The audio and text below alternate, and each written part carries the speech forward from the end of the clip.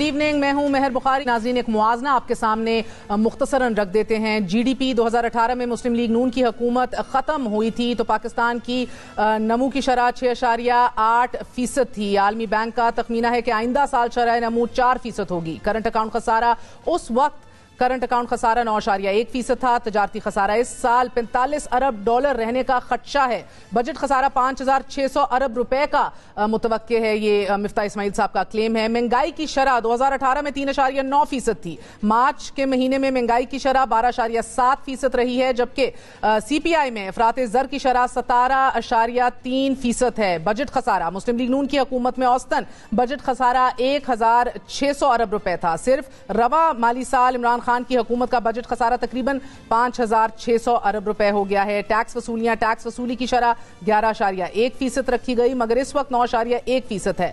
قرض کے حوالے سے بھی بڑا شور مچایا جاتا ہے اور اس کے اوپر مسلم لیگ نون اور تحریک انصاف کا بالکل پولرائزڈ اوپینین ہے۔ 3.25 سال میں $20 ارب سے بھی زیادہ قرض لیا۔ مسلم لیگ نون کہتی ہے آزادی سے اب تک 25,000 ارب روپے قرض لیا تھا، لیکن عمران خان اکیلے نے 20,000 ارب روپے کا قرض لے لیا ہے، جبکہ حماد اظہر صاحب کا کلیم ہے کہ ہم نے اس کے اوپر ادائیگیاں بھی بھاری بھرکم کی ہیں، جو کہ مفتاح اسماعیل صاحب چیلنج کرتے ہیں کہ 1 روپے کی ڈیٹ ری پیمنٹ نہیں کی گئی۔ 1 روپے ڈی ویلیو ہوتا ہے تو قرض میں 100 ارب کا اضافہ ہوتا ہے۔ ان کے زمانے میں ڈالر کے مقابلے میں روپے کی قدر جو ہے وہ 70 روپے اس میں کمی آئی۔ اسی طرح S L N G P L خسارہ جو ہے اس کا بتایا جاتا ہے 200 روپے سے زیادہ نقصان اس میں کیا گیا ہے۔ 500 ارب سے زیادہ پی ایس او کی مواصلات ہو چکی ہیں۔ سرکولر ڈیٹ کے اوپر اور پاور پلانٹس کے اوپر بھی ہم ایک دم پولرائزڈ اوپینین دیکھتے ہیں۔ 2018 میں 1,063 ارب روپے سرکولر ڈیٹ تھا، آج وہ لگ بھگ 2,500 ارب ہو چکا ہے۔ گیس کے شعبے میں بھی کوئی سرکولر ڈیٹ نہیں تھا مسلم لیگ نون کے وقت میں، لیکن اب گیس سیکٹر میں بھی 1,500 ارب روپے کا سرکولر ڈیٹ ہے۔ پاور پلانٹس کے اوپر بھی چیلنج کیا گیا ہے کہ گرمیوں میں بھی لوڈ شیڈنگ ہو رہی ہے، ان کی تحریک انصاف کی نااہلی کی وجہ سے، لیک آف پلاننگ کی وجہ سے اس 7,500 میگا واٹ پاور پلانٹس جو ہیں وہ بند رکھے ہوئے ہیں، مفتاح اسماعیل صاحب نے کہا، اور یہ فقط اس لیے ہے کیونکہ وہاں فیول نہیں ہے اور کچھ قرضوں کی ادائیگیوں کی وجہ سے ہے۔ اس میں 200 میگا واٹ والے وہ بھی پلانٹس ہیں کہ جن کی مرمت یعنی مینٹیننس کی وجہ سے وہ آج بند پڑے ہوئے ہیں۔ گمبھیر صورتحال ہے، لیکن معیشت کی صحت کیا ہے اس کے اوپر 19-20 کا فرق تو سمجھ آتی ہے، مگر بالکل ہی opposing view points. Tehreek Insaf کہہ رہی ہے ہم نے ورثے میں بہترین معیشت ان کو ہینڈ اوور کی ہے، وہ کہہ رہے ہیں کہ this is the worst ever recorded economy that we are being handed over. سچ کیا ہے جانیں گے، ہمارے ساتھ معروف اکانومسٹ ڈاکٹر زبیر خان صاحب موجود ہیں، ہمارے ساتھ معروف صحافی اکنامک بیٹ کے موجود ہیں، خرم حسین صاحب اور شہباز رانا صاحب، دونوں کسی تعارف کے محتاج نہیں ہیں۔ They do a spectacular job reporting on economy on a daily basis. آپ سب کا بہت بہت شکریہ۔ ڈاکٹر زبیر خان صاحب، آپ سے آغاز کروں گی۔ پہلے تو اس سے پہلے کہ ہم اس پہ آئیں کہ truth لائز some where in between, کیا سب سے بڑی کیجولٹی جو ہے اس ٹرانزیشن کے اندر وہ معیشت اور اس کی سچائی ٹھہری ہے؟ مگر یہ بتائیے گا مجھے پہلے کہ ڈاکٹر عائشہ پاشا اور مفتاح اسماعیل صاحب کی ٹیم آپ کو کیسی لگی ہے بمقابلہ اگر اسحاق ڈار صاحب کو واپس لایا جاتا؟ جناب دیکھیے، جب ٹیم کی تو کارکردگی دیکھیں گے تو پھر ہم اس پر تبصرہ کر سکتے ہیں۔ مفتاح اسماعیل صاحب نے جو آخری بجٹ پیش کیا تھا پی ایم ایل این کی حکومت کا، وہ تو نہایت ہی ارسپانسبل تھا، بہت ہی بڑا بجٹ کا خسارہ تھا اس کے اندر۔ اور جو عائشہ پاشا ہیں وہ تو شی از ریسرچر، گڈ اکانومسٹ، لیکن پروونشل گورنمنٹ کی ایکسپیرئنس ہے۔ اب پروونشل گورنمنٹ کی اکنامکس میں اور نیشنل گورنمنٹ کی جو میکرو اکنامکس ہوتی ہے اس میں بہت فرق ہوتا ہے۔ اللہ کرے کہ یہ کچھ کر سکیں۔ میں تو اس طریقے سے دیکھوں گا۔ سو آئی ڈونٹ وانٹ ٹو جج۔ فرق کیسے ہے اگر وہ ان کی مہارت یا ایکسپیرینس؟ دیکھیے وہاں پر تو یہی ہوتا ہے نا، بجٹ کے جتنے ریونیوز ہے اس میں خرچنا، سوشل سیکٹر کے جو پروگرام ہے، یہاں پر تو جو کچھ بھی کیا جاتا ہے نیشنل لیول، اس کے میکرو اکنامک ریپرکشنز ہوتے ہیں۔ دیکھیے آپ نے کافی ڈیٹا پریزنٹ کیا، میں آپ لوگوں کو ذرا سمجھا دوں کہ یہ تمام سیکٹر جو اکانومی کے ہیں، چاہے اگر وہ ایکسٹرنل سیکٹر ہے، مانیٹری ہے یا فسکل ہے، یہ آپس میں ان کی انٹر کنیکشنز ہوتی ہیں. یہ بغیر اس کے آپ اس کو انالائز نہیں کر سکتے. اگر آپ نے ڈیٹ کا ڈیٹا دیا ہے وہ آپ نے روپیز میں دے دیا ہے، وہ تو نیچرلی جب ایکسچینج ریٹ چینج ہوگا اس کے ساتھ ڈیٹ کو ہم دیکھتے ہیں in percentage of G D P. اس لحاظ سے دیکھیے تو دیکھیے میں نے کافی بھی عمران خان کی حکومت کی پالیسیز کی تنقید کی تھی، لیکن بڑی آبجیکٹیولی اسپیسیفک ایشوز کے اوپر. میں یہاں کہوں گا کہ ڈیٹ کے فگرز ابھی آہستہ آہستہ کم ہو رہے ہیں ان کے دور میں، اور جی ڈی پی کے فگرز بھی ہیں ان کو بھی آپ دیکھیں. کووڈ کے کانٹیکس میں یہ 2-3 سال یہ جو ملک ہے یہ کووڈ کے لپیٹ میں تھا، اور اس سے جس تیزی سے یہ لوگ نکلے ہیں آپ نے اس کو ایک انٹرنیشنل کانٹیکس میں دیکھنا ہوگا. میں یہ نہیں کہتا کہ انہوں نے کچھ اچیو کیا ہے. دیکھیں پاکستان کی معیشت کا سب سے جو بنیادی ویکنس یا کمزوری ہے وہ یہ ہے کہ ہمارے بجٹ کا خسارہ بہت بڑا رہتا ہے، اور اس کی وجہ سے ہمارا کرنٹ اکاؤنٹ ڈیفیسٹ بنتا ہے، اس کی وجہ سے ریزروز کم ہوتی ہیں، اسی کی وجہ سے پھر ڈالر کی جو قیمت ہے وہ بڑھتی جاتی ہے. اب اس لحاظ سے اگر آپ دیکھیں تو میں کہوں گا پچھلے 15 سال سے تینوں پارٹیز کی حکومتوں نے اس بات کو ایڈریس نہیں کیا.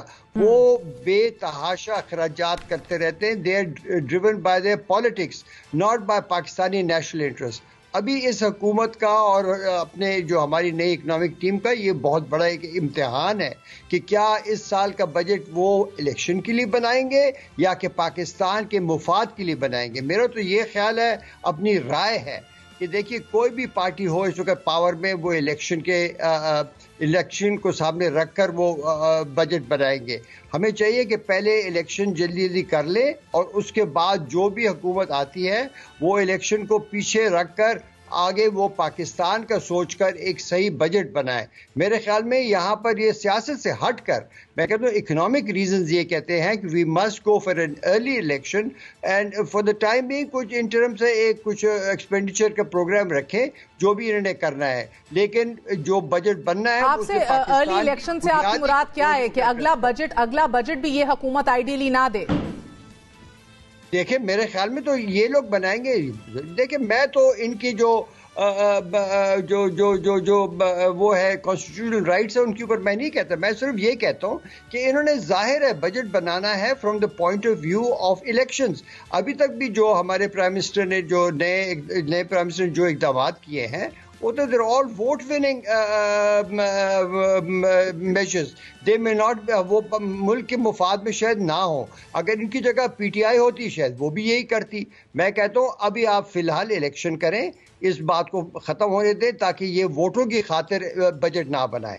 وہ جب گزر جائے اس کے بعد وہ جب نئی حکومت آئے گی اس کے بعد مینڈیٹ ہوگا کہ پاکستان کی معیشت کو ٹھیک کرنے کے لیے جو تلخ اور مشکل اقدامات ہیں وہ کر سکے. پاکستان کو دیکھیے بہت بڑی سیریس اس وقت پرابلمز درپیش ہیں، اور یہ اس حکومت کی وجہ سے نہیں، یہ پچھلے 15 سال سے بڑھتی جا رہی ہیں. اور اس وقت جو بین الاقوامی حالات جو اس طریقے سے ڈیولپ ہو رہے ہیں، جو کموڈٹی پرائسز میں جو انسرٹنٹی ہے، ان سب کو سامنے رکھ کر میرے خیال میں پاکستان کی تمام اداروں کو، تمام پارٹیوں کو مل کر اس بات پر سوچنا ہوگا کہ بھئی آخر ہم یہ آپس میں ایک دوسرے کے اوپر یہ الزامات اس پر لگائیں گے یا کہ are we going to address the major issues and ہم نے ملک کو بچانا ہے. یہ دیکھیے یہ تو 2-3 پارٹیاں یہ تو ووٹ بھی بناتے ہیں، حکومتوں میں بیٹھتے ہیں. میں تو اپنے جیسے شہریوں کا سوچتا ہوں کہ ہمارا کیا ہوگا اگر 3 ملین لوگ حکومتوں میں بیٹھے ہیں، مزے کر رہے ہیں، تنخواہیں ان کی بڑھائی جا رہی ہیں، ابھی بھی اور بڑھا رہے ہیں. یہ قوم اور تنخواہیں دینے کے لیے ہم ٹیکسز دینے کو تیار نہیں ہے بالکل. یا میرے اندازے میں کوئی 80,000 تو صرف کاریں چلاتے ہیں، کتنے ایئر کنڈیشنر چلاتے ہیں. جو ملک اس وقت غربت کی لپیٹ میں ہو ایٹ دا لوور لیول اور اتنے مقروض ہو چکا ہو اور اتنے کرائسس ہو جو آپ فرما رہی ہیں کہ اس طرح چیز جا رہی ہے، یہ وہاں پر ہم کیسے اس قسم کی گورنمنٹ افورڈ کر سکتے ہیں؟ The size of the government, آج کل گورنمنٹ کی consolidated expenditures are 22-23% of GDP. کیا مطلب ہوا کہ تقریباً چوتھا حصہ جو ہماری معیشت کا ہے وہ حکومت نے اپنے گود میں لیا ہوا ہے. ہمارے پاس کہاں جگہ رہی؟ وہ سب کچھ انہی کا ہے. میں کہتا ہوں ان سب کو اس غیر ذمہ دارانہ کرتوت سے روکنا چاہیے. الیکشن کو آپ پیچھے ہٹائیں، اس کو پہلے کر لیں، اس کے بعد ہم بیٹھ کر اچھا صحیح بجٹ بنائیں. خرم صاحب، صورتحال تو اس کے بالکل برعکس لگ رہی ہے. مفتاح صاحب IMF امریکہ کے دورے پہ IMF کی ٹیم سے بھی نیگوشیٹ کرائے، مل آئے، بحال کرنے کے کوششوں میں بھی ہیں پلان کو. آتے ساتھ ہی یہ سیلری انکریز کی بات ہو جو ڈاکٹر خان صاحب نے ابھی بتائی، یا پھر جو پیٹرولیم اور ڈیزل کی سبسڈیز دی تھیں ان کو ریورس نہ کرنے کا فیصلہ ہو شہباز شریف صاحب کا، سرے سے سیاسی فیصلہ ہے. ڈو یو تھنک کہ واقعی ہم متحمل نہیں ہیں کہ ابھی سیاسی فیصلے کیے جائیں اور ایک کلیئر الیکشن کے بعد جس کو حکومت اور مینڈیٹ ملے وہ آئے اور سخت فیصلے کرے اور پٹری پہ چڑھائے معیشت کو؟ مہر ایکچولی بات یہ ہے کہ ابھی پاکستان افورڈ نہیں کر سکتا ایک اور الیکشن سائیکل جس اکنامک کنڈیشن میں ابھی ہے. کور ایشو جو پاکستان ابھی فیس کر رہا ہے وہ فارن ایکسچینج ریزروز جس سپیڈ سے گر رہے ہیں اور اگست کے مہینے سے گرتے چلے آ رہے ہیں. Despite $6 billion plus inflow since August, جو فارن ایکسچینج ریزروز ہیں وہ گرتے چلے گئے ہیں اور ابھی مارچ کے مہینے میں $5 ارب کی اس میں ایک اور مزید فال آئی ہے. اس کے ساتھ ساتھ ایکسچینج ریٹ کے اوپر پریشر آ رہا ہے، انٹرسٹ ریٹس کے اوپر پریشر آ رہا ہے. اور آج ہی کی یعنی کہ میں یہ لاسٹ جو ٹریجری بل آکشن ہوئی ہے اس میں بھی میں دیکھ رہا تھا کہ ابھی بینکس جو ہیں اور فائنینشیل مارکیٹس جو ہیں وہ مزید اور انٹرسٹ ریٹس ڈیمانڈ کر رہی ہیں 13.5% سے اوپر in order to lend to government. یہ ساری چیزیں کنیکٹڈ ہے ایک دوسرے کے ساتھ. اگر اس سچویشن کو فوری طور پہ قابو نہیں کیا گیا، اور فوری طور سے مطلب ہے مہینے نہیں ہے ہمارے پاس ہفتے ہیں. ٹھیک ہے، یہ ٹائم اب آپ نے پوچھنا ہے کہ 5 ہفتے ہیں یا 6 ہفتے ہیں یا 7 یا 8 ہفتے ہیں. ٹھیک ہے، مہینے ہمارے پاس نہیں ہے اس کو قابو میں کرنے کے لیے. اگر اس کو ہفتوں کے اندر قابو نہیں کیا گیا تو پاسبلٹی ہے کہ پاکستان ایک بیلنس آف پیمنٹس کرائسس میں پہنچ جائے گا.